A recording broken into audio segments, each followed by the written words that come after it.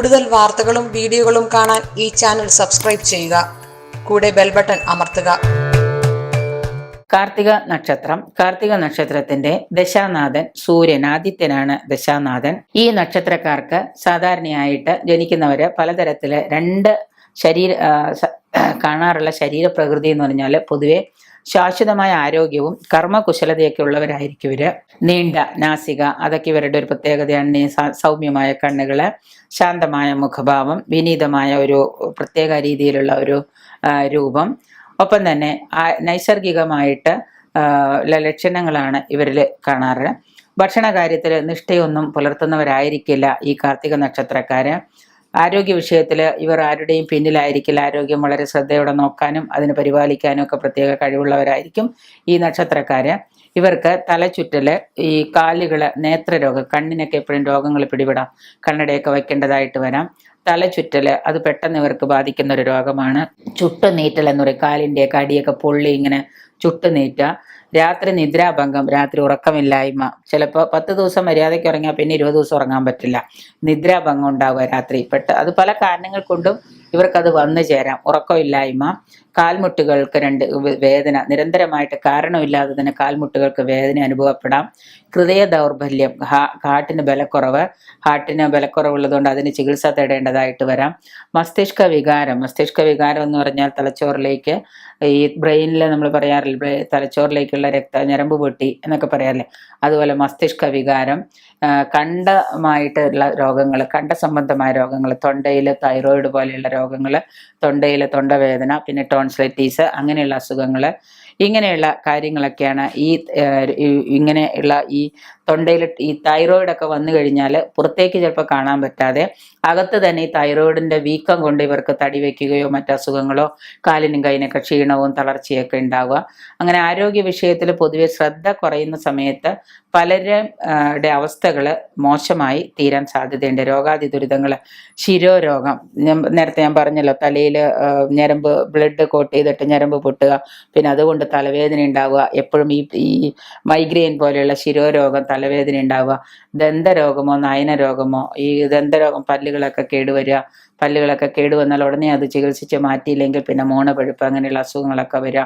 ഇങ്ങനെ പീനസം എന്ന് പറഞ്ഞാൽ എപ്പോഴും ഇങ്ങനെ ജലദോഷം ഉണ്ടാവുക, അതുകൊണ്ടാണ് മൈഗ്രെയിൻ ഉണ്ടാവുന്നത്. അങ്ങനെയുള്ള ഇതൊക്കെ ഇങ്ങനെ നിരന്തരമായിട്ട് നിങ്ങളെ ഇങ്ങനെ കൂടെ ശല്യപ്പെടുത്തിക്കൊണ്ടിരിക്കുന്ന അസുഖങ്ങളാണ് ഈ പീനസവും ശിരോരോഗവും. കണ്ണിനസുഖങ്ങൾ, കണ്ണിനൊക്കെ കാഴ്ച മങ്ങുന്ന പോലെയൊക്കെ തോന്നിക്കഴിഞ്ഞാൽ ഉടനെ നമ്മളതിന് ചികിത്സ തേടേണ്ടത് അത്യാവശ്യമാണ്. അപ്പോൾ ഈ തരത്തിലുള്ള രോഗങ്ങളൊക്കെ നിങ്ങളെ വല്ലാതെ ബാധിക്കുകയും അതിന് ചികിത്സ പരിഹാരമായിട്ട് നമ്മൾ പിന്നെ വായുക്ഷോഭം ഉണ്ടാവുക, അതിൻ്റെ ഉപദ്രവം കൊണ്ട് നമുക്ക് ചികിത്സ തേടാൻ സാധിക്കാതെ വരിക, അതിന് മന്ത്രജപവും ഹവനം, ഹോമം, മൃത്യുഞ്ജയ ഹോമം, അത് ജാതകം നോക്കിയിട്ട് നിങ്ങൾക്ക് ഇപ്പോൾ ഏത് ദശയിലാണ്. ഈ നക്ഷത്രക്കാർക്ക് വ്യാഴദശയിൽ രോഗാതി ദുരിതങ്ങൾ കൂടുതലായിരിക്കും. പിന്നെ കുജദശയിലാണെങ്കിലും ചിലപ്പോൾ ഹാർട്ട് സംബന്ധമായ രോഗങ്ങളൊക്കെ കുജദശയിലാണ് ഇവരെ കൂടുതൽ അലട്ടുന്നത്. ആ സമയത്ത് ഹവനമോ പരിഹാരമായിട്ട് മൃത്യുഞ്ജയ ഹോമമോ, ദേവി ക്ഷേത്രത്തിൽ കടുംബായുസം നേദിക്കുക, ദേവിക്ക് ഭാഗ്യസുക്ത പുഷ്പാഞ്ജലി ചെയ്യുക, രോഗാതി ദുരിതങ്ങൾ കഠിനമാവാതിരിക്കാൻ വേണ്ടി ധന്വന്തരി പൂജ ചെയ്യുക. ഇതൊക്കെ ചെയ്തു കഴിഞ്ഞാൽ നമുക്ക് ഈ പറയുന്ന രോഗാതി ദുരിതങ്ങൾ ഒരു പരിധിവരെ നമുക്ക് നിയന്ത്രിക്കാൻ സാധിക്കും. നിങ്ങൾ ജാതകത്തിൽ തുടക്കത്തിലെ തന്നെ നമ്മൾ ജാതകം എടുത്ത് വെച്ച് നോക്കാൻ പറയുന്ന കാരണം എന്ന് വെച്ച് കഴിഞ്ഞാൽ തുടക്കത്തിലെ തന്നെ നിങ്ങൾക്ക് ഒരു രോഗത്തെക്കുറിച്ചും ഒന്നിനെക്കുറിച്ചും അറിയില്ല. ഇത് നോക്കിയിരുന്ന ഇതിന് തന്നെ സമയം ഉണ്ടാവുള്ളൂ എന്ന് പറയുന്നവരുണ്ട്.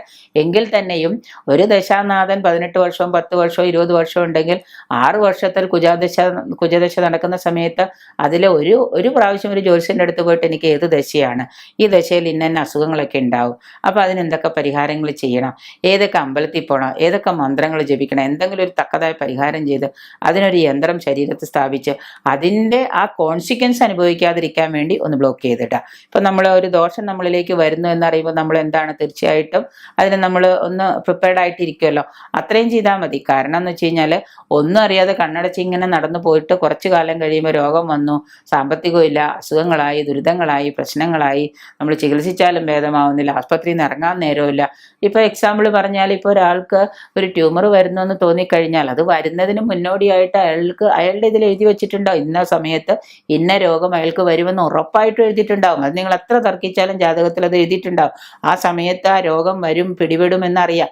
അതിന് ആയുസ്സിന് ദോഷം ഉണ്ടെങ്കിൽ നമുക്ക് ചിലപ്പോൾ ആയുസ്സിന് ദോഷമായിട്ട് നമുക്ക് ചെയ്യാൻ പറ്റുന്ന മൃത്യുഞ്ജയ ഹോമമോ മൃത്യുഞ്ജയ മന്ത്രമോ മൃത്യുഞ്ജയ പരിഹാരം, മരിക്കുന്ന ആളെ പിടിച്ചു നിർത്താൻ പറ്റില്ല എങ്കിൽ തന്നെയും നമുക്ക് ചെയ്യാവുന്ന പരിഹാരങ്ങൾ നമുക്ക് ചെയ്ത് രോഗാദി ദുരിതങ്ങൾക്ക് നമുക്കൊരു ശമനം വരുത്താൻ സാധിക്കും.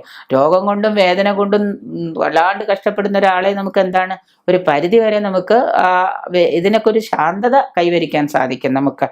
എന്നാൽ തന്നെയും ഈ കാര്യങ്ങൾ നിങ്ങൾ മുൻകൂട്ടി നോക്കുക.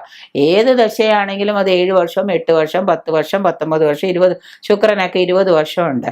അപ്പോൾ ഈ ഒരു കാര്യത്തിൽ നമ്മൾ വ്യാഴമൊക്കെ ആണെങ്കിലും 10-18 വർഷം വ്യാഴദശാകാലത്ത് ഒരു പ്രാവശ്യം പോയിട്ട് ജാതകം നോക്കിയിട്ട് എനിക്ക് വ്യാഴദശയാണ്, വ്യാഴദശയിൽ ഇന്ന സമയത്ത് ഇന്ന കാര്യങ്ങളൊക്കെ വരും. അപ്പോൾ അതിന് സ്ഥായിയായിട്ട് എന്താണ് ഒരു പരിഹാരം, ആ പരിഹാരം ഒരു ദൈവജ്ഞനെ കണ്ട് നമ്മൾ നോക്കി അതിന് പരിഹാരം കണ്ടുപിടിക്കുക.